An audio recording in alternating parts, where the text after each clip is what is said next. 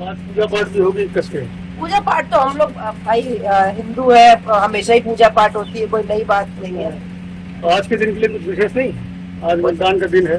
थोड़ा बहुत तो देखिए, हर किसी का जब किसी बड़े कार्य के लिए निकलता है तो बड़ी पूजा पाठ होती है, तो राजा महाराजाओं के जमाने से होता रहा है, तो इसमें तो कोई नई बात नहीं है कि ये तो राजा महाराजाओं के जमाने भगवान से से। माना है कि फिर से दोबारा जो है सुब्रत पाठक संसद पहुंचे। क्या डिम्पल यादव ने नहीं माना होगा? क्या उन्होंने ये माना होगा कि ना जीते? हर पत्नी चाहती है कि मेरा पति आगे बढ़े, ये तो हर पत्नी चाहती है और पूरा परिवार चाहता है। पूरे परिवार और हमारे कार्यकर्ताओं की मेहनत है जिससे आज हम लोग यहाँ पे। डिम्पल यादव शुभकामना नहीं देंगे आप? जी, डिम्पल यादव को शुभकामना नहीं देंगे आप? नहीं, उनको हर अपनी मेहनत पे हर कोई जा रहा है। उन जिन जो भगवान उसके कर्मों का फल देता है, हमने जितना कर्म किया वो भगवान हमने अपने हिस्से की मेहनत करी, उन्होंने अपने हिस्से की मेहनत करी, वो बाकी नतीजे भगवान के हाथ में है। चलिए, शुक्रिया। बहुत खुश है क्या सबसे बड़ी वजह है जो आपको लग रहा है कि आप इतना कॉन्फिडेंट? क्योंकि हम लोग मोदी की नीतियों के ऊपर गए हैं वोट मांगने।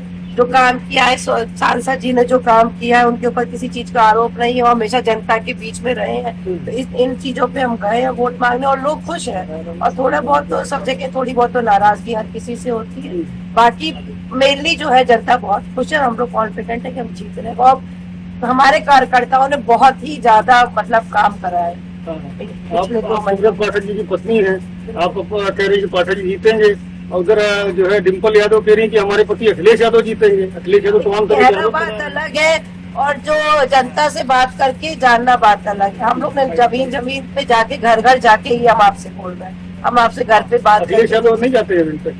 आप वो तो आप भी जानते हैं, उसमें हम तो कुछ कह नहीं सकते कितना जाते हैं। आजकल को कोई यहाँ पे मुसीबत आएगी तो पाठक जी कितनी देर में पहुंचेंगे और अखिलेश जी कितनी देर में पहुंचेंगे, आप खुद समझ सकते हैं। अखिलेश यादव कह रहे हैं कि पाठक जी के लोग जो है वो हमारे जो वोटर्स हैं उनको वोट डालने से रुकवा रहे हैं, सत्ता का दुरुपयोग कर रहे हैं। आपको लगता है ऐसा हो सकता है? वो भी मोदी योगी की सरकार में कोई किसी को वोट डालने से रोक सकता है? नहीं, देखो, बिल्कुल आप ये मान के चलिए कि देश की जनता एक बार फिर से देश के प्रधानमंत्री नरेंद्र मोदी जी को फिर प्रधानमंत्री चुनने जा रही है और मुझे साफ नीचे जमीन पर दिखाई पड़ा है।